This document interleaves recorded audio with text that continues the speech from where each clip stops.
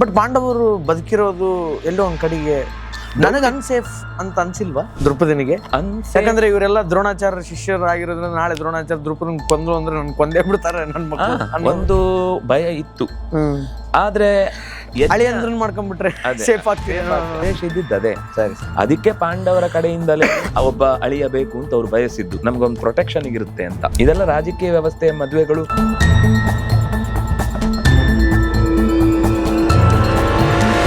ದುರ್ಯೋಧನ ಬರಲೇ ಇಲ್ಲ, ಸ್ವಯಂವರಕ್ಕೆ ಬರಲಿಲ್ಲ. ಸ್ವಯಂವರಕ್ಕೆ ಬಂದಿದ್ದ, ಅಲ್ಲಿ ಪಾರ್ಟಿಸಿಪೇಟ್ ಮಾಡಿ ನೋಡಕ್ ಬಂದಿದ್ದ. ಕಾರಣ ನೀನ್ ಹೋಗಿ ಮಾಡ್ಕೊಂಬ, ಅವನು ರಾಜ್ಯ ಕೊಟ್ಟಿದ್ದೇನೆ ಅಂತ ಒಂದು ಹಮ್ಮಿದೆಲ್ಲ. ದ್ರೌಪದಿನ ಮದುವೆ ಆಗೋ ಆಸೆ ಕರ್ಣನ ದುರ್ಯೋಧನಿಗೆ ಇರಲಿಲ್ಲ. ಆ ದುರ್ಯೋಧನನಿಗೆ ಇದ್ದದ್ದು.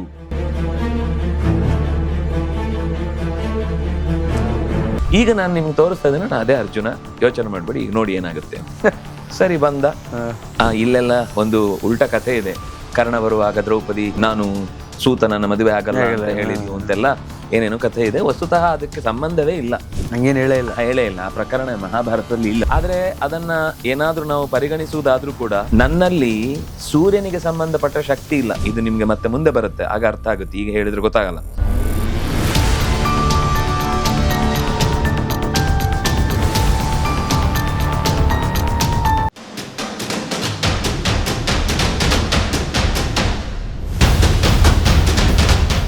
ಬಟ್ ಪಾಂಡವರು ಬದುಕಿರೋದು ಎಲ್ಲೋ ಒಂದ್ ಕಡೆಗೆ ನನಗೆ ಅನ್ಸೇಫ್ ಅಂತ ಅನ್ಸಿಲ್ವಾ ದ್ರೌಪದಿನಿಗೆ? ಯಾಕಂದ್ರೆ ಇವರೆಲ್ಲ ದ್ರೋಣಾಚಾರ್ಯ ಶಿಷ್ಯರಾಗಿರೋದ್ರಿಂದ ನಾಳೆ ದ್ರೋಣಾಚಾರ್ಯ ದ್ರೌಪದಿನ ಕೊಂದ್ರು ಅಂದ್ರೆ ನನ್ ಕೊಂದೇ ಬಿಡ್ತಾರೆ ನನ್ನ ಮಕ್ಕಳು ಒಂದು ಭಯ ಇತ್ತು. ಆದ್ರೆ ಅಳಿಯಂದ್ರನ್ ಮಾಡ್ಕೊಂಡ್ಬಿಟ್ರೆ ಸೇಫ್ ಆಗ್ತೀವಿ ಅಲ್ಲ, ಉದ್ದೇಶ ಇದ್ದಿದ್ದು ಅದೇ. ಅದಕ್ಕೆ ಪಾಂಡವರ ಕಡೆಯಿಂದಲೇ ಒಬ್ಬ ಅಳಿಯ ಬೇಕು ಅಂತ ಅವ್ರು ಬಯಸಿದ್ದು, ನಮ್ಗೊಂದು ಪ್ರೊಟೆಕ್ಷನ್ ಇರುತ್ತೆ ಅಂತ. ಇದೆಲ್ಲ ರಾಜಕೀಯ ವ್ಯವಸ್ಥೆ, ಮದುವೆಗಳು. ಒಬ್ಬನ ಯಾರಾದ್ರೂ ಕೊಲ್ಲಕ್ ಬಂದ್ರೆ ಇನ್ನೊಬ್ಬನ ಮಾವನ್ ಉಳಿಸ್ಕೊಳಕ್ ಜಗಳ ಆಡ್ತಾನೆ, ಕಡೆಗೆ ಅವ್ರವರೇ ಜಗಳ ಆಡ್ಕೋತಾರ ಅಂತ ಈ ಉದ್ದೇಶವೂ ಇತ್ತು. ಹೋಗುವ ದಾರಿಲಿ ಒಂದು ಒಳ್ಳೆ ಪ್ರಸಂಗ ನಡೆಯುತ್ತೆ. ಇವರು ಹೊರಡ್ತಾರೆ, ಅಮ್ಮ ಕೊನೆಗೆ ಗೊತ್ತಾಗುತ್ತೆ ಈ ಮಕ್ಕಳು ಇಲ್ಲೇ ಇದ್ರೆ ಮನ್ಸಲ್ಲಿರುತ್ತೆ, ದೇಹ ಇಲ್ಲಿರುತ್ತೆ ಅಂತ ಹೊರಡ್ತಾರೆ. ಹೊರಡುವಾಗ ದಾರಿಯಲ್ಲಿ ಒಂದು ಕಡೆ ರಾತ್ರಿ ಸುಮಾರು 1-2 ಗಂಟೆ ಒಂದು ಗಂಗೆಯ ತಟ ಸಿಗುತ್ತೆ. ಆ ಗಂಗೆಯ ತಟದಲ್ಲಿ ಒಬ್ಬ ಅವನ ಹೆಸರು ಅಂಗಾರಪರ್ಣ ಅಂತ. ಅವನ ಜಾಗ ಅದು. ಆ ಗಂಗೆಯ ತಟದ ಒಂದಿಷ್ಟು ಭಾಗ ಅವನ ಆಡಳಿತದ ವ್ಯವಸ್ಥೆಯಲ್ಲಿ ಇರುತ್ತೆ. ಅಲ್ಲಿ ಬೇರೆ ಯಾರು ಬರುವ ಹಾಗಿಲ್ಲ ಆ ಹೊತ್ತಿಗೆ. ಅದೇನು ಅಂದರೆ ಈ 12ರಿಂದ 4 ಗಂಟೆ ಅಂತ ಅನ್ನೋದು ದೇವತೆಗಳಿಗೆ, ದೈತ್ಯರಿಗೆ, ಪಿಶಾಚಗಳಿಗೆ ಅಥವಾ ಭೂತ ಪ್ರೇತಗಳಿಗೆ ಜಾಗ ಅದು. ಆ ಟೈಮಲ್ಲಿ ಅವ್ರದ್ದು. ಅಲ್ಲಾಗ ನಾವು ಪ್ರವೇಶ ಮಾಡಬಾರ್ದು. ಇಲ್ಲಿ ಎಲ್ಲ ವರ್ಗದವರು ಓಡಾಡ್ತಿರ್ತಾರೆ ಪೇಟೆಗಳಲ್ಲಿ, ಆದರೆ ಕಾಡಿನಲ್ಲಿ ಅದು ಅವುಗಳ ಸಮಯ. ಅಂಗಾರಪರ್ಣ ಏನು ಮಾಡ್ತಾನೆ ಅಂದರೆ, ಇವರು ಮುಂದೆ ಅರ್ಜುನ ಇದ್ದಾನೆ, ಮಧ್ಯದಲ್ಲಿ ಉಳಿದ ಅಣ್ಣ ತಮ್ಮಂದರಿದ್ದಾರೆ, ಕುಂತಿ ಇದ್ದಾಳೆ, ಕೊನೆಯಲ್ಲಿ ಭೀಮ ಇದ್ದಾನೆ. ಹೀಗೆ ಅವರು ಪ್ರಯಾಣ ಮಾಡ್ತಾ ಇದ್ದಾರೆ ರಾತ್ರಿ. ಇಲ್ಲೆಲ್ಲೋ ಗಂಗೆ ನದಿ ಇದೆ, ಜುಳು ಜುಳು ಅಂತ ಶಬ್ದ ಕೇಳ್ತಾ ಇದೆ. ನಾವು ಹೋಗಬೇಕು ಅಂತ ಅವ್ರು ಜಸ್ಟ್ ಮಾತಾಡ್ಕೊಳ್ತಾರೆ. ಅಷ್ಟೊತ್ತಿಗೆ ಇದ್ದಕ್ಕಿದ್ದಾಗೆ ಅವ್ರ ಮೇಲೆ ಬಾಣದ ಮಳೆ ಸುರಿಲಿಕ್ಕೆ ಶುರುವಾಗುತ್ತೆ. ಅರ್ಜುನ ಎಷ್ಟು ತೀಕ್ಷ್ಣವಾಗಿ ಅದಕ್ಕೆ ಪ್ರತಿಕ್ರಿಯೆ ಕೊಡ್ತಾನೆ ಅಂದರೆ, ಅವನ ಬರೀ ಒಂದು ದೊಂದಿ ಬಿಟ್ರೆ ಎಂಥದ್ದು ಇಲ್ಲ. ಅವ್ರೀಗ ಸ್ನಾತಕರಲ್ವಾ, ಆಯುಧ ಇಲ್ಲ.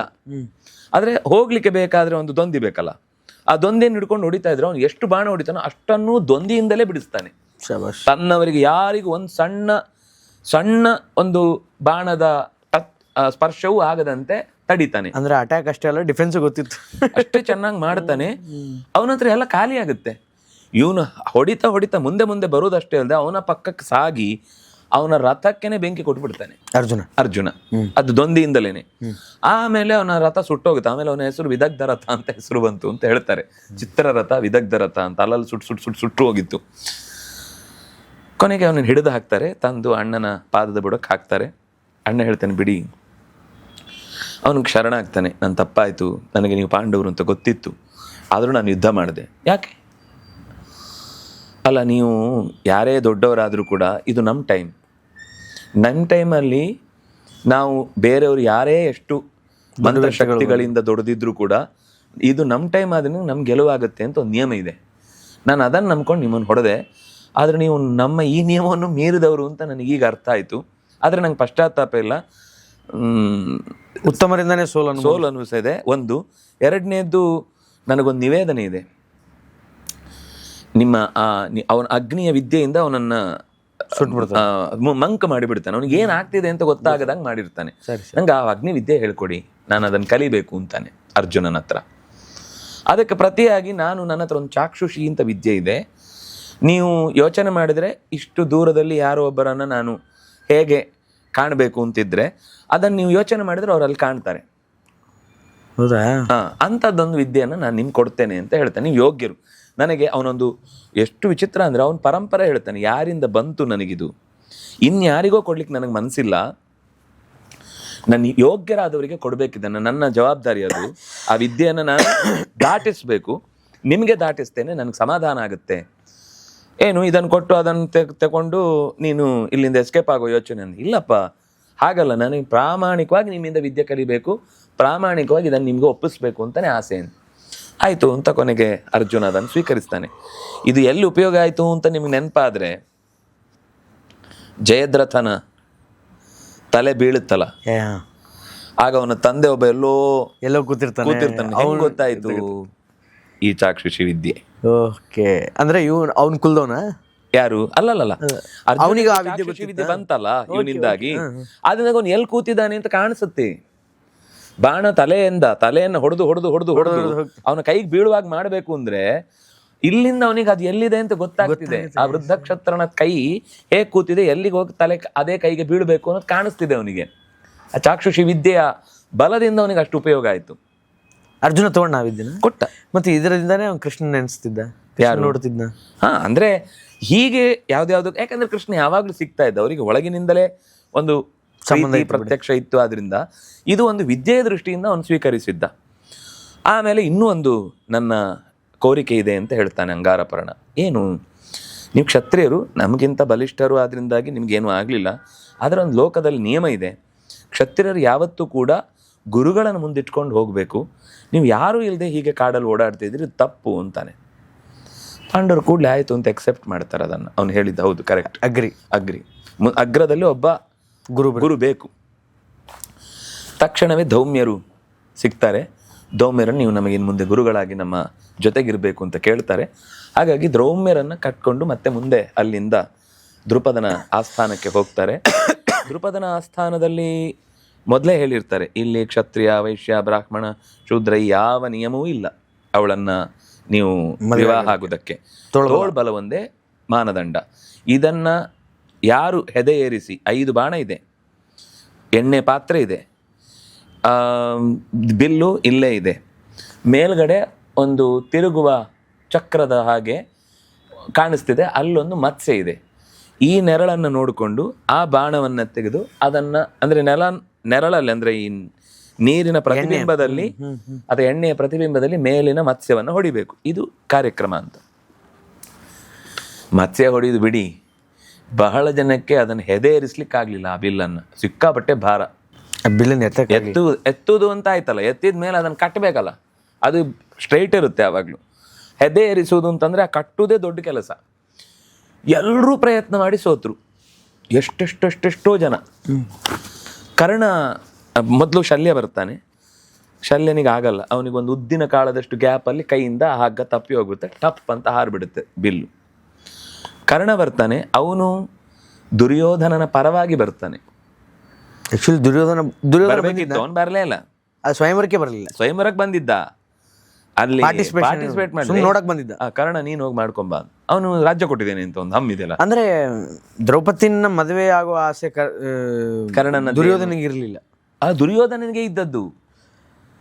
ಆದ್ರೆ ಕರ್ಣನನ್ನು ಕಳಿಸಿ ಅವಳ ಮೂಲಕ ತಾನು ವಿವಾಹ ಆಗ್ಬೇಕು ಅಂತಿದ್ದ. ಅದು ಒಪ್ಪಿಗೆ ಇತ್ತ? ಕರ್ಣನಿಗೆ ಫ್ರೆಂಡ್ಗೆ ಗೊತ್ತಿಗೆ ಏನ್ ಬೇಕಾದ್ರೂ ಮಾಡ್ತೇನೆ ಅಂತ ಅವನು. ಅಲ್ಲ, ಮಗಳನ್ನ ನಾನು ಕರ್ಣಕ್ಕೆ ಮಾತ್ರ ಕೊಡ್ತೇನೆ, ದುರ್ಯೋಧನ ಕೊಡಲ್ಲ ಅಂತ ಹಂಗ ಅಪೋಸ್. ಅದು ಆಮೇಲಿನ ವಿಷಯ, ಅವರ ತೀರ್ಮಾನ. ಹಂಗೂ ಇತ್ತ. ನಾನು ಅವರಿಗೋಸ್ಕರನೇ ಮಾಡ್ತಾ ಇರೋದು. ಅವನಿಗದು, ಅವನು ಯಾವಾಗಾದ್ರೂ ನೇರ ಮಾಡಿದಾನ? ಶಕುನಿಯಿಂದಲೇ ಯುದ್ಧ ಮಾಡಿಸಿದ್ದು, ಅಂದ್ರೆ ದ್ಯೂತ. ಕರ್ಣನಿಂದಲೇ ಈಗ ಗೆಲ್ಲುವ ಪ್ರಯತ್ನ ಮಾಡಿದ.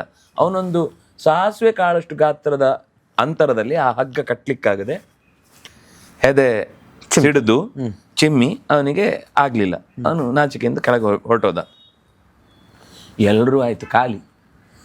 ಕ್ಷತ್ರಿಯರ ಸ್ಟೇಜಿಂದ ದುರ್ಯೋಧನ ಬರಲೇ ಇಲ್ಲ, ಅವನು ಬರಲೇ ಇಲ್ಲ. ಎಲ್ಲರೂ ಆಯ್ತು, ಜರಾಸಂಧಾದಿಗಳೆಲ್ಲರೂ ಆಯ್ತು, ಶಲ್ಯನೂ ಆಗ್ಲಿಲ್ಲ, ಕರ್ಣನೂ ಆಗ್ಲಿಲ್ಲ. ಇಷ್ಟೊತ್ತಿಗೆ ಎಲ್ಲ ಈ ಕಡೆಯಿಂದ ಶಬ್ದ ಶುರು ಆಯ್ತು. ಈ ಪಾಂಡವರು ಕೂತಿದ್ದ ಋತ್ವಿಜರ ಪರಂಪರೆಯಲ್ಲಿ ಭೀಮಸೇನ ಹೇಳ್ದ, ಅರ್ಜುನ್ಗೆ ಹೋಗ್ಬಾ ಹೋಗ್ಬಾ ಹೋಗ್ಬಾ. ಆ ಪಕ್ಕದಲ್ಲಿ ಕೆಲವರು ತುಂಬಾ ಚೆನ್ನಾಗಿದೆ ಆ ಸಂವಾದ. ಒಬ್ರು ಬೈತಾರೆ, ಏಯ್ ಸುಮ್ಮನೆ ಮೂಗಿಡ್ಕೊಂಡು ಕೂತ್ಕೊಳ್ಬೇಕು, ಅದೇನೋ ಎದೆ ಮೇಲೆ ಹಾಕೊಂಡು ನಮ್ಮನ್ನೆಲ್ಲ ಅವಮಾನ ಮಾಡ್ಲಿಕ್ಕೆ ಹೋಗ್ತಿದ್ಯಾ, ಏನ್ ಅನ್ಕೊಂಡಿದ್ದೀನಿ ಅಂತ. ಇವರೆಲ್ಲ ವೇಷ ಸ್ನಾತಕರ ವೇಷದಲ್ಲಿದ್ದಾರಲ್ಲ, ಉಳಿದ ಋತ್ವಿಜರು ಹೇಳ್ತಿದ್ದಾರೆ, ಏಯ್ ಮೂಗಿಡ್ಕೊಂಡು ಕೂತ್ಕೋಬೇಕು, ನೀನ್ ಸಂಧ್ಯಾ ವಂದನೆ ಮಾಡು ಅಂದ್ರೆ ಅಲ್ಲಿ ಹೋಗಿ ಧನುಸ್ ಎತ್ಲಿಕ್ಕೆ ಹೋಗ್ತಾನೆ ಅಂತ ಬೇರೆ ವೇಷದಲ್ಲಿ ಕೂತಿರ್ತಾರಲ್ಲ. ಯಾಕಂದ್ರೆ ಇವರು ಸ್ನಾತಕರಾಗಿ ಕೂತಿದ್ದಾರೆ. ಈಗ ಇನ್ನೊಂದ್ ಕಡೆಯಿಂದ ತಕ್ಷಣ ಸಪೋರ್ಟ್, ಏಯ್ ಏನ್ ಅನ್ಕೊಂಡಿದ್ದೆ, ಪರಶುರಾಮ ಯಾರು, ಧನುಸ್ ಎತ್ತಿ ಏನ್ ಮಾಡಿದ್ದಾರೆ, ಭೂಮಿಯನ್ನು 21 ಸರ್ತಿ ಸುತ್ತಿದ್ದಾರೆ, ಭೃಗು ಮಹರ್ಷಿಗಳು ಏನ್ ಮಾಡಿದ್ದಾರೆ, ದ್ರೋಣರು ಏನ್ ಮಾಡಿದ್ದಾರೆ, ಎಲ್ಲ ಸಪೋರ್ಟ್. ಒಂದ್ ಕಡೆಯಿಂದ ವಿರೋಧ.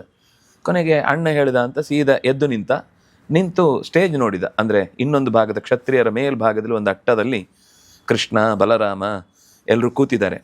ಅಲ್ಲಿಗೆ ನೋಡಿ ಕಣ್ಣಲ್ಲಿ ನಮಸ್ಕಾರ ಮಾಡಿದ. ತಕ್ಷಣ ಬಲರಾಮನಿಗೆ ತೋರಿಸ, ನಾನು ಇವತ್ತೊಂದು ಸರ್ಪ್ರೈಸ್ ಅಂತ ಹೇಳಿದ್ನಲ್ಲ, ನೋಡಲ್ಲದು ಯಾರು ನೋಡ್ತಿದ್ದಾರೆ ಅಂತ. ನೋಡ್ತಾನೆ ಕೃಷ್ಣ. ಇವ್ರಿಗೆ ಯಾರಿಗೂ ಗೊತ್ತಿಲ್ಲ, ಯಾದವರಿಗೆ ಪಾಂಡವರು ಬದುಕಿದ್ದಾರೆ ಅಂತ. ಕೃಷ್ಣ ಬಲರಾಮ ಹೇಳ್ತಾನೆ, ಸರ್ಪ್ರೈಸ್ ಅವ್ನು ಹೇಳಿದ್ದೆ ಹಾಗೆ. ನಾವ್ ಅಲ್ಲಿಗೆ ಹೋಗ್ತೀವಿ, ಆದ್ರೆ ನಾವ್ ಯಾರು ಪಾರ್ಟಿಸಿಪೇಟ್ ಮಾಡಲ್ಲ, ಮಾಡಬಾರ್ದು. ನಾನ್ ಕರ್ಕೊಂಡು ಹೋಗ್ತಾರೆ, ನಿಮ್ಗೆ ಏನೋ ಒಂದು ತೋರಿಸ್ಬೇಕು, ಅದಕ್ಕೆ ಕರ್ಕೊಂಡು ಹೋಗ್ತಾ ಇದ್ದೇನೆ ಅಂತ ಹೇಳಿ ಕರ್ಕೊಂಡ್ ಬಂದಿರ್ತಾನೆ. ಸೂಪರ್. ಈಗ ನಾನು ನಿಮ್ಗೆ ತೋರಿಸ್ತಾ ಇದ್ದೇನೆ, ಅದೇ ಅರ್ಜುನ, ಯೋಚನೆ ಮಾಡ್ಬೇಡಿ, ಈಗ ನೋಡಿ ಏನಾಗುತ್ತೆ ಅಂತ. ಸರಿ ಬಂದ. ಇಲ್ಲೆಲ್ಲ ಒಂದು ಉಲ್ಟಾ ಕಥೆ ಇದೆ.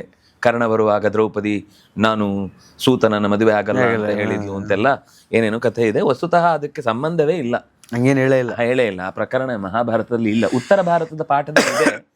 ಆದ್ರೆ ಅದನ್ನ ಏನಾದ್ರೂ ನಾವು ಪರಿಗಣಿಸುವುದಾದ್ರೂ ಕೂಡ ನನ್ನಲ್ಲಿ ಸೂರ್ಯನಿಗೆ ಸಂಬಂಧಪಟ್ಟ ಶಕ್ತಿ ಇಲ್ಲ. ಇದು ನಿಮ್ಗೆ ಮತ್ತೆ ಮುಂದೆ ಬರುತ್ತೆ, ಆಗ ಅರ್ಥ ಆಗುತ್ತೆ, ಈಗ ಹೇಳಿದ್ರೆ ಗೊತ್ತಾಗಲ್ಲ. ಈ ಸೂತ ಅಂದ್ರೆ ಸೂರ್ಯನ ಮಗ, ಕರ್ಣ. ಸೂರತಃ ಜಾತಃ ಸೂತಃ. ಸೂರ ಅಂದ್ರೆ ಸೂರ್ಯ. ಸೂರ್ಯನಿಂದ ಹುಟ್ಟಿದ ಸಂಗತಿ ನನಗೆ ಇಲ್ಲಿ ಯಾವುದು ಸಂಬಂಧ ಇಲ್ಲ, ಗೊತ್ತೇ ಇಲ್ಲ. ಮತ್ತೆ ಇವನಿಗೆ ಸಂಬಂಧಪಟ್ಟ ವ್ಯಕ್ತಿ ನನ್ನಲ್ಲಿ ಇಲ್ಲ, ಸೂರ್ಯನಿಗೆ ಸಂಬಂಧಪಟ್ಟ ವ್ಯಕ್ತಿ ನನ್ನಲ್ಲಿ ಇಲ್ಲ. ಆದ್ರಿಂದಾಗಿ ನಾನು ಇವನನ್ನ ಮದುವೆ ಆಗಲ್ಲ ಅಂತ ನಾಹಂವರಯಾಮಿ ಸೂತಮ್ ಅಂತ ಹೀಗೊಂದು ವ್ಯಾಖ್ಯಾನ ಮಾಡ್ತಾರೆ ಅಷ್ಟೇ. ಅದಕ್ಕೆ ಅರ್ಥ ಅದೇನು ನಿಮ್ಗೆ ಮುಂದೆ ಗೊತ್ತಾಗುತ್ತೆ.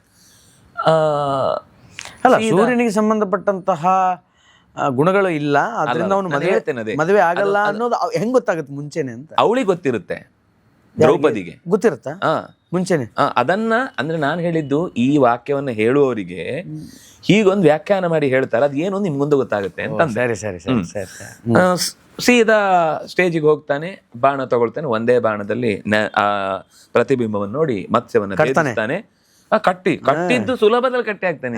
ಆಟದ ಬೊಂಬೆ ತೆಗ್ದಂಗೆ ಕಟ್ಟಿ ಹೊಡೆದು ಬಿಡ್ತಾನೆ. ಉರಿ ಹತ್ಕೊಂಡ್ಬಿಡುತ್ತಲ್ಲ ಕ್ಷತ್ರಿಯರ ಗುಂಪಲ್ಲಿ. ಅವಮಾನ ಮಾಡ್ಲಿಕ್ಕೋಸ್ಕರ ನೀವು ಬೇಕು ಅಂತೆಲ್ಲ ಫಿಕ್ಸ್ ಮಾಡಿಕೊಂಡು ಯಾರೋ ಒಬ್ಬನನ್ನು ಕರೆಸಿ ಅವನಿಗೆ ಬೇಕಾದದ್ದು ವ್ಯವಸ್ಥೆ ಮಾಡಿ ನಮ್ಮನ್ನೆಲ್ಲ ಅವಮಾನ ಮಾಡ್ತಿದ್ದಾರ ಅಂತ ಇದ್ದಕ್ಕಿದ್ದಾಗೆ ಕ್ಷತ್ರಿಯರ ಗುಂಪಿನಿಂದ ಎಲ್ಲ ಎದ್ದು ಅವನ ಮೇಲೆ ದಾಳಿ ಮಾಡ್ಲಿಕ್ಕೆ ಹೋಗ್ತಾರೆ.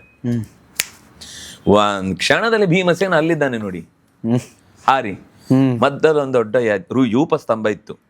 ಅವನ ಮೇಲೆ ಹಾರಿ ಬರ್ತಾ ಇದ್ದಾರೆ ಅಂತ ಗೊತ್ತಾದಾಗ ಕಂಬವನ್ನು ಬೇರ್ ಸಹಿತ ಕಿತ್ತು, ಬುಡ ಸಹಿತ ಕಿತ್ತು, ಅಷ್ಟೂ ಓಡಿ ಬರ್ತಾ ಇದ್ದ ಆ ಕ್ಷತ್ರಿಯರನ್ನ ಆ ದಿಮ್ಮಿ ಎಲ್ಲ ತೆಗೆದು ಸೀದ ತಗೊಂಡೋಗಿ ಸ್ಟೇಜ್ ಇಂದ ಹೊರಗೆ ಎಸ್ತು ಬಿಡ್ತಾನೆ. ಅದ್ರಲ್ಲಿ ತಪ್ಪಿಸಿಕೊಂಡು ಇಬ್ರು ಬರ್ತಾರೆ ಕೆಳಗೆ, ಒಂದು ಶಲ್ಯ, ಇನ್ನೊಂದು ಕರ್ಣ. ಹಾರಿ ಬರ್ತಾರೆ. ಹಾರಿ ಬಂದಾಗ ಕರ್ಣ ಮತ್ತೆ ಅರ್ಜುನನ ಜೊತೆಗೆ ಯುದ್ಧ ಆಗುತ್ತೆ. ಅವರಿಬ್ಬರ ನಡುವೆ ಯುದ್ಧ ಆಗುತ್ತೆ. ಅಲ್ಲಿಗೂ ಗೊತ್ತಾಗಿರಲ್ಲ ಅವ್ರು ಯಾರಂತ ಗೊತ್ತಿಲ್ಲ. ಶಲ್ಯ ಭೀಮನ್ ಜೊತೆಗೆ ಯುದ್ಧ ಮಾಡ್ತಾನೆ. ಕರ್ಣ ಪೆಟ್ಟು ತಿಂದು ಓಡೋಗ್ಬಿಡ್ತಾನೆ, ಆಗುದಿಲ್ಲ ಅವನ ಕೈಯಲ್ಲಿ. ಶಲ್ಯನಿಗೂ ಸರಿ ಏಟು ಬೀಳುತ್ತೆ, ಅವನು ಹೊರಟೋಗ್ತಾನೆ. ಉಳಿದವರೆಲ್ಲ ಬಾಲ ಮುಚ್ಕೊಂಡು ಸೀದಾ ವಾಪಸ್ ಹೊರಟೋಗ್ಬಿಡ್ತಾರೆ. ಅಣ್ಣ ಅಲ್ಲೇ ಇದ್ನ? ಯಾರು? ದುರ್ಯೋಧನ ಇಲ್ವೇ ಇಲ್ಲ, ಯುದ್ಧಕ್ಕೆ ಬರಲಿಲ್ಲ. ಆ ಕಡೆ ಅವನು ಗುಡಿಸುವಾಗ ನಾನು ಒಟ್ಟಿಗೆ ಹೋದ್ರೆ ಸುಲಭ, ಇವ್ರ ಹತ್ರ ಪೆಡ್ತಿನ ಸಾಯೋದಕ್ಕಿಂತ ಗುಡಿಸ್ಕೊಂಡು ಹೋದ್ರೆ ಬೆಟ್ಟ ಅಂತ ಹೋದವನು ಅವನು. ಕೊನೆಗೆ ಅಲ್ಲಿ ಮಾತುಕತೆ ಆಗುತ್ತೆ. ಅವಳನ್ನ ಅರ್ಜುನ ಮಾಲೆ ಹಾಕ್ತಾಳೆ, ಕೈ ಹಿಡಿತಾನೆ, ಕರ್ಕೊಂಬರ್ತಾರೆ. ಇದು ಏನ್ ಮಾತುಕತೆ ಏನೇ ಇಲ್ಲ, ಎಲ್ಲ ಸ್ವಯಂವರ ಆಯ್ತು, ಕರ್ಕೊಂಬಂದಾಯ್ತು. ಪಾಂಡವರೆಲ್ಲ ಸೀದಾ ಹೊರಟು ಬಂದಾಯ್ತು ಹೊರಗಡೆ. ಬಂದು ಅವ್ರ ದಾರಿಯಲ್ಲಿ ಬರ್ತಾ ಅವ್ರಿಗೆ ಒಂದು ವ್ಯವಸ್ಥೆ ಆಗಿರುತ್ತೆ. ಎಲ್ಲೋ ಒಂದು ಊರ ಹೊರ ಭಾಗದಲ್ಲಿ ಒಂದು ಮನೆ. ಆ ಮನೆ ಹೇಗಿರುತ್ತೆ ಅಂದ್ರೆ 5 ಜನ ಮಲಗುವಷ್ಟೇ ಜಾಗ ಇರ್ತದೆ ಅಲ್ಲಿ. 6ನೇವ್ರು ಮಲಗ್ಲಿಕ್ಕೆ ಜಾಗ ಇಲ್ಲ. ಅಲ್ಲಿ ಕರ್ಕೊಂಬಂದಾಗ ಈ ಕನ್ನಡದಲ್ಲೆಲ್ಲ ಈ ಕಥೆಯನ್ನು ಹೇಳುವಾಗ ಅಮ್ಮ ನಾನು ಹಣ್ಣು ತಂದೆ ಅಂತ ಹೇಳ್ದ, ಅದು ಹೆಣ್ಣು ಅಂತ ಕೇಳಿಸ್ಬೇಕಿತ್ತು, ಅವಳಿಗೆ ಹಣ್ಣನ್ನು ಹಂಚ್ಕೊಂಡು ತಿನ್ನಿ ಅಂತ ಹೇಳಿದ್ರು, ಅದಕ್ಕೆ 5 ಜನ ಹಂಚ್ಕೊಂಡ್ರು ಅಂತ. ಹಾಗಿಲ್ಲ, ಅಲ್ಲಿ ಇವತ್ತಿನ ಭಿಕ್ಷೆಯನ್ನು ತಂದಿದ್ದೇವೆ ಅಂತ. ಇವತ್ತು ಇದೇ ಭಿಕ್ಷೆ ಬೇಡ್ಲಿಕ್ಕೆ ಹೋಗಿರ್ಲಿಲ್ಲ, ದ್ರೌಪದಿಯನ್ನೇ ಕರ್ಕೊಂಬಂದಿದ್ದು. ಇವತ್ತಿನ ಭಿಕ್ಷೆ ತಂದಿದ್ದೇವೆ ಅಂತಂದ್ರು. ಸರಿ ಭಿಕ್ಷೆಯನ್ನು ಹಂಚ್ಕೊಳ್ಳಿ ಅಂತ ಅವಳು ಒಳಗಿಂದ ಹಾಗೇ ಹೇಳಿದ್ಲು. ದ್ರೌಪದಿ ಅಂತ ಗೊತ್ತಿಲ್ಲ, ನೋಡೇ ಇಲ್ಲ. ಹೊರಗೆ ಬಂದ್ಮೇಲೆ ನೋಡಿದ್ರೆ ದ್ರೌಪದಿ. ತಕ್ಷಣ ಅಮ್ಮ ಏನಾದರೂ ಹೇಳಿದರೆ ಅದು ಸತ್ಯ. ಅಮ್ಮ ಇಲ್ಲಿ ತನಕನೂ ತಮಾಷೆಗೂ ಅವಳು ಸುಳ್ಳು ಹೇಳಲಿಲ್ಲ, ಮತ್ತು ಅವಳು ಹೇಳಿದ ಮಾತು ಸುಳ್ಳು ಆಗಿಲ್ಲ. ಯಾಕೆಂದರೆ ಎಲ್ಲರಿಗೂ ಒಂದು ಸಾಮಾಜಿಕ ದೃಷ್ಟಿಯಿಂದ ಹೇಳಿದರೆ ಅವಳ ಸೌಂದರ್ಯಕ್ಕೆ ಎಲ್ಲರಿಗೂ ಮನಸ್ಸಾಗ್ಬಿಡುತ್ತೆ. ತಾಯಿ ಮಾತು ಹೇಳಿದ ತಕ್ಷಣ ಎಲ್ಲರ ಮನಸ್ಸಲ್ಲಿ ಕೂತು ಬಿಟ್ಟಿದೆ, ಇವಳು ನನ್ನ ಹೆಂಡತಿ ಅಂತ. ನಾನು ಅದಕ್ಕೆ ಹೇಳಿದ್ದು ಅವಳಿಗೆ ಸಂಬಂಧಪಟ್ಟ ವ್ಯಕ್ತಿಗಳೆಲ್ಲ ಇಲ್ಲಿದ್ದಾರೆ ಅಂತ. ಇದು ಇನ್ನೂ ಎಕ್ಸ್ಪ್ಲೇನ್ ಮಾಡ್ಲಿಕ್ಕೆ ಸ್ವಲ್ಪ ಹೊತ್ತಿದೆ, ಆಮೇಲೆ ಹೇಳ್ತೇನೆ. ಸ್ವಲ್ಪ ದಿವಸ ಅಂದರೆ ಕೂಡಲೇ ಈ ವ್ಯವಸ್ಥೆ ಆದ ತಕ್ಷಣ ಕೃಷ್ಣ ಬಲರಾಮಾದಿಗಳನ್ನು ಕರ್ಕೊಂಡು ಸೀದಾ ಅಲ್ಲಿಗೆ ಬರ್ತಾನೆ. ಇವರಿದ್ದಲ್ಲಿಗೆ ಬಂದು ಮಾತಾಡಿಸಿ, ಏನು ಯೋಚನೆ ಮಾಡಬೇಡಿ, ಎಲ್ಲ ಸರಿ ಹೋಗುತ್ತೆ, ಈಗ ಹೇಗಿದೆಯೋ ಹಾಗೆ ಯಥಾಸ್ಥಿತಿಯನ್ನು ಕಾಪಾಡಿಕೊಳ್ಳಿ, ನೀವಾಗಿ ಯಾರ ಹತ್ರನೂ ಏನು ಮಾತಾಡ್ಲಿಕ್ಕೆ ಹೋಗಬೇಡಿ, ಸರಿ ಪರಿಸ್ಥಿತಿ ತಿಳಿಯಾದ್ಮೇಲೆ ನಾನೇ ನಿಮಗೆ ಬೇಕಾದ ವ್ಯವಸ್ಥೆಯನ್ನು ಹೇಳಿ ಕಳಿಸ್ತೇನೆ ಅಂತ ಯಾದವರನ್ನು ಕರ್ಕೊಂಡು ಹೊರಟೋಗ್ಬಿಡ್ತಾನೆ. 2 ಸರ್ತಿ ಭೇಟಿ ಆಗ್ತಾನೆ ಅಲ್ಲೇ. ಒಂದು ಸರ್ತಿ ತಾನೊಬ್ಬನೇ ಭೇಟಿ ಆಗ್ತಾನೆ, ಇನ್ನೊಂದು ಸರ್ತಿ ಇವರನ್ನೆಲ್ಲ ಕರ್ಕೊಂಬಂದು ತೋರಿಸಿ ಕರ್ಕೊಂಡು ಹೋಗ್ತಾನೆ.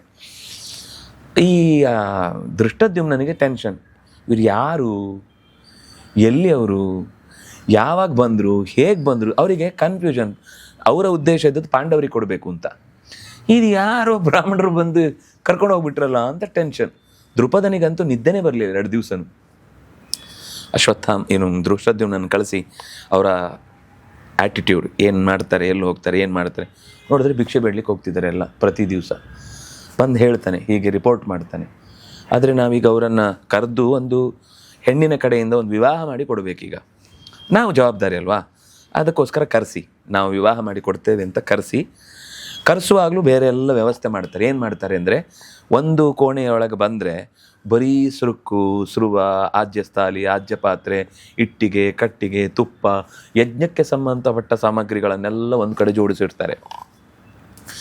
ಅದನ್ನು ದಾಟಿ ಮುಂದೆ ಬಂದರೆ ಆಯುಧಗಳ 100 ಥರದ ವಸ್ತುಗಳು, ಎಂತೆಂಥ ಆಧುನಿಕ ವಸ್ತುಗಳಿವೆ ಅದನ್ನೆಲ್ಲ ತಂದು ಇನ್ನೊಂದು ರೂಮಲ್ಲಿ ಇಟ್ಟಿರ್ತಾರೆ. ಮತ್ತೊಂದರಲ್ಲಿ ಕೃಷಿಗೆ ಸಂಬಂಧಪಟ್ಟ ಎಲ್ಲ ಪದಾರ್ಥಗಳು, ಈ ವ್ಯಾಪಾರಕ್ಕೆ ಬೇಕಾದಲ್ಲ. ಇನ್ನೊಂದರಲ್ಲಿ ಬರೀ ಸಾಮಾನ್ಯ ಪದಾರ್ಥಗಳು, ಮನೆಯಲ್ಲಿ ತಿಂಡಿ ಗಿಂಡಿ ಎಲ್ಲ, ಅಂದರೆ ಉಗ್ರಾಣ ಥರ. ಈ ಪಾಂಡವರು ಬಂದರು, ಅಗ್ನಿ ಇದು ಯಜ್ಞಕ್ಕೆ ಬೇಕಾದ ಸಾಮಗ್ರಿ ನೋಡಿ ಚೆನ್ನಾಗಿದೆ. ಈ ಕ್ಷತ್ರಿಯರ ವ್ಯವಸ್ಥೆ ಇದು ಹೋದ ತಕ್ಷಣ ಕತ್ತಿ ಕಟಾರಿಗಳೆಲ್ಲ ನೋಡಿದಾಗ ಅದನ್ನು ತೆಗೆದು ನೋಡುವುದು, ಅದನ್ನು ಹೀಗೆ ಜಾಳೋಪಿಸುವುದು, ಕೈಯಲ್ಲಿ ಕುಟ್ಟಿ ನೋಡುವುದು ಎಲ್ಲ ಮಾಡ್ತಿರ್ತಾರೆ. ದೃಷ್ಟದ್ಯುಮ್ನ ಅಬ್ಸರ್ವ್ ಮಾಡ್ತಿರ್ತಾನೆ. ಅಂದರೆ ಸಾಮಾನ್ಯ ಒಬ್ಬ ಮನುಷ್ಯನಿಗೆ ವೇಷ ಎಷ್ಟೇ ಬದಲಿಸಿದ್ರು ಆಸಕ್ತಿ ಅದೇ ಇರುತ್ತಲ್ಲ. ಹಾಗಾಗಿ ಅವರ ಹ್ಯಾಂಡಲಿಂಗ್ ಮೇಲೆ ಅವರು ಹಿಡಿದ ರೀತಿ, ಅದನ್ನು ಎತ್ತಿದ ರೀತಿ. ಯಾಕೆಂದ್ರೆ ಕೆಲವರಿಗೆ ಎತ್ತಲಿಕ್ಕೆ ಈಗ ಗನ್ ಕೊಟ್ರೆ ಕುದುರೆ ಏರು ಅಂದ್ರೆ ಹಿಂದ್ ಮುಂದೆ ಏರ್ದ ಅಂತ ಒಂದು ಗಾದೆ. ಹೇಗೆ ಏರ್ಬೇಕು ಹಿಂದ್ ಕುಡ್ದು ಅದು ಒಂದೇ ಸರ್ತಿ ಉಲ್ಟಾ ಹೀಗೆ ಕೆಳಗೆ ಹಾಕತ್ತೆ ಅವರನ್ನ. ಇವರಿಗೆ ಡೌಟ್ ಬರುತ್ತೆ. ಈಗ ಇನ್ನೂ ಸ್ವಲ್ಪ ಹೆಚ್ಚು ಅವನಿಗೆ, ಇಲ್ಲ ಇವರು ಬ್ರಾಹ್ಮಣರ ಅಲ್ಲ, ಆದ್ರೆ ಯಾರು ಅಂತ ಗೊತ್ತಿಲ್ಲ. ಮುಂದಿದ್ದು ದಾಟುತ್ತೆ, ಒಳಗೆ ಅರಮನೆಗೆ ಹೋಗ್ತಾರೆ. ದೃಪದ ಕಾಯ್ತಿರ್ತಾನೆ, ಸ್ವಾಗತ ಮಾಡ್ತಾನೆ, ವಿವಾಹಕ್ಕೆ ವ್ಯವಸ್ಥೆ ಮಾಡಬೇಕು, ಯಾರ ಹತ್ರ ಮಾತಾಡಬೇಕು, ಯಾರು ಹಿರಿಯರು ಎಲ್ಲ ಮಾತಾಡ್ತಾನೆ. ಕುಂತಿ ಅಂತ ತೋರಿಸ್ತಾರೆ, ಅಣ್ಣ ಅಂತ ತೋರಿಸ್ತಾರೆ. ಏನು ನಿಮ್ಮ ನಿರ್ಧಾರ? ನಾವು 5 ಜನನ ಮದುವೆ ಆಗ್ತೇವೆ ಅಂತ ಅನ್ನೋನು. ದೃಪದ ಶಾಕ್, ತಲೆ ಕೆಟ್ಟೋಗುತ್ತೆ. ಏನು ಅವನು ಹೇಳ್ತಾನೆ, ನಾನೊಬ್ಬ ರಾಜನಾಗಿ ನನ್ನ ಪ್ರಜೆಗಳಿಗೆ ಇಂಥದ್ದೊಂದು ಕೆಟ್ಟ ಸಂಪ್ರದಾಯಕ್ಕೆ ಬೀಜ ಹಾಕ್ಬೇಕಾ? ನೀವೇನು ಮಾತಾಡ್ತಿದ್ದೀರಿ ಅಂತ ನಿಮಗೆ ಗೊತ್ತಿಲ್ಲ ಅನಿಸುತ್ತೆ. ಒಂದು ಹೆಣ್ಣನ್ನು ನೀವು 5 ಜನ ಹೇಗೆ ಮದುವೆ ಆಗ್ತೀರಿ? ನಿಮ್ಗೆ ಏನಾದರೂ ಪ್ರಜ್ಞೆ ಇದ್ದು ಮಾತಾಡ್ತೀರಿ? ಇಲ್ಲಿ ತನಕ ನಾನು ಸಹಿಸ್ಕೊಂಡೆ, ನಾನು ಈ ಊರೆಲ್ಲ ಸುತ್ತಿದೆ ನಿಮ್ಮನ್ನು ಹುಡುಕೊಂಡು, ನೀವು ಯಾರು ಏನು ಅಂತ. ಈ ಮಾತಾಡಿಸಿದ್ರೆ ಅವತ್ತೇ ಗೊತ್ತಾಗ್ತಿತ್ತು ನಿಮ್ಮ ಹಣೆ ಬರ ಏನು ಅಂತ. ಹೀಗೆಲ್ಲ ಮಾತಾಡೋದು ಸರಿಯಲ್ಲ, ಸರಿಯಾಗಿ ಮಾತಾಡಿ, ನಾನು ಯಾರಿಗೆ ವಿವಾಹ ಮಾಡಿ ಕೊಡ್ಬೇಕು, ಇವ್ರು ಯಾರು ಅಂತ ನನಗೆ ಹೇಳಿ ಅಂತ. ಆಗ ಅವನು ಒಂದಿಷ್ಟು ಕತೆ ಹೇಳ್ತಾನೆ ಯುಧಿಷ್ಠಿರ. ಹಿಂದೆ ವಾರ್ಕ್ಷಿ ಅಂತ ಒಬ್ಳಿದ್ಲು, ಅವಳನ್ನು ಪ್ರಚೇತಸರು ಅಂತ 10 ಜನ ಮದುವೆ ಆಗಿದ್ರು. ಇನ್ಯಾವುದೋ ಒಂದು ಕತೆ ಹೇಳ್ತಾನೆ, ಅಲ್ಲಿ 7 ಜನ ಮದುವೆ ಆಗಿದ್ರು. ಇನ್ಯಾರದೋ ಒಂದು ಕತೆ ಹೇಳ್ತಾನೆ, ಅಲ್ಲಿ 5 ಜನ ಮದುವೆ ಆಗಿದ್ದು. ಎಲ್ಲ ಹೇಳ್ತಾನೆ. ನೀವು ಏನೇ ಕತೆ ಹೇಳಿ, ನಾನು ಈ ವಿವಾಹದ ವ್ಯವಸ್ಥೆಗೆ ಒಪ್ಪಲಾರೆ. ನಿಮ್ಮಲ್ಲಿ ಯಾರಾದರೂ ಒಬ್ಬರು ಮದುವೆ ಆಗಿ ನಾನೇ ಮದುವೆ ಮಾಡಿಕೊಡ್ತೇನೆ, ಇಲ್ಲಾಂದರೆ ಇದು ಯಾಕೋ ಸರಿ ಹೋಗ್ತಿಲ್ಲ. ಅದಕ್ಕೆ ಅವನು ಹೇಳ್ತಾನೆ, ನಮ್ಮ ಅಮ್ಮ ಹೇಳಿದ್ದು ನಾನು ಯೋಚನೆ ಮಾಡಿದ್ದು, ನಮ್ಮ ಮನಸ್ಸಿಗೆ ಯಾವತ್ತೂ ಕೂಡ ಇದು ತಪ್ಪು ಅಂತ ಅನಿಸಿಲ್ಲ. ನಮ್ಮ ಮನಸ್ಸು ತಪ್ಪಿಯೂ ಕೂಡ ತಪ್ಪಿನ ಕಡೆಗೆ ದಾರಿ ತಪ್ಪಿಯೂ ಹೋಗಲ್ಲ. ಅದರಿಂದಾಗಿ ಇದು ಬಂದಿದೆ ಅಂದರೆ ನಮ್ಮ ಅಮ್ಮನ ಮಾತಾಗಲಿ, ನಾನು ಯೋಚನೆ ಮಾಡಿ ಪ್ರಮಾಣಮಂತಃಕರಣ ಪ್ರವೃತ್ತಯ, ನಮ್ಮ ಮನಸ್ಸೊಮ್ಮೆ ಯೋಚಿಸಿತು ಅಂದರೆ ಅದು ಸರಿ ಇದೆ ಅಂತಲೇ ಅರ್ಥ. ಈ ವಿಷಯದಲ್ಲಿ ನಮಗೆ ಭರವಸೆ ಇದೆ. ಕೊನೆಗೆ ಕುಂತಿ ವೇದವ್ಯಾಸರನ್ನು ಸ್ಮರಣೆ ಮಾಡ್ತಾಳೆ. ತಕ್ಷಣ ವೇದವ್ಯಾಸರಲ್ಲಿ ಬರ್ತಾರೆ, ನೋಡಿ ಹೀಗಾಗಿದೆ, ಇದೇನು ಮಾಡೋದು, ಅವ್ನಿಗೆ ಕನ್ವಿನ್ಸ್ ಮಾಡೋದು ಗೊತ್ತಾಗ್ತಿದೆ. ಅವ್ನ ಕೈ ಹಿಡಿದು ಇನ್ನೊಂದು ಕೋಣೆ ಕರ್ಕೊಂಡು ಹೋಗ್ತಾರೆ ವೇದವ್ಯಾಸರು. ಬಾ ಕೂತ್ಕೊಂಡು ನಿಂಗೊಂದು ವಿಷಯ ಹೇಳಬೇಕು. ದೃಪದಂಗೆ ಕರ್ಕೊಂಡು ಹೋಗಿ ಕಿಟಕಿಯಿಂದ ತೋರಿಸ್ತಾರೆ. ಅವ್ರು 5 ಜನ ನಿಂತಿದ್ದಾರಲ್ಲ, ಅವ್ರು ಯಾರು ಅಂದ್ಕೊಂಡಿದ್ದಿ? ಅದರ ಜೊತೆಗೆ ನಿಮಗೆ ಒಬ್ಬ ನಿಮ್ಮವನಲ್ಲದವನ ಜೊತೆಗೆ ನಿಮಗೆ ಬದುಕು ಸಿಗಲಿ.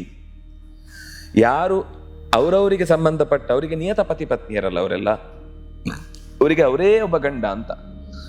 ನಿಮಗೆ ನಿಮ್ಮದಲ್ಲದವನ ಜೊತೆಗಿನ ಸಂಘ ಆಗಲಿ ಅಂತ ಶಪಿಸ್ತಾರೆ. ಅದು ಅವರ ಏಳಿಗೆಗೆ ಮಹಾಮಾರಕ. ಅದು ಟೆನ್ಷನ್ ಆಯ್ತು ಅವರಿಗೆ, ಏನು ಮಾಡೋದು ಗೊತ್ತಾಗ್ಲಿಲ್ಲ. ಒಟ್ಟು 4 ಸರ್ತಿ ಭೂಮಿಯಲ್ಲಿ ಹುಟ್ಟಿ ಬರಬೇಕಾದ ಶಾಪ ಬಂತು.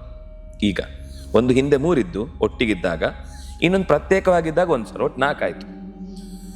ಅವರ ಅಷ್ಟೂ ಜನ ಮೀಟಿಂಗ್ ಮಾಡ್ತಾರೆ. ಏನು ಮಾಡೋದು ಈಗ, ದೊಡ್ಡ ಸಮಸ್ಯೆ ಆಯ್ತಲ್ಲ, ಸಿಕ್ಕಾಕೊಂಡ್ಬಿಟ್ಟು ಅಲ್ಲ.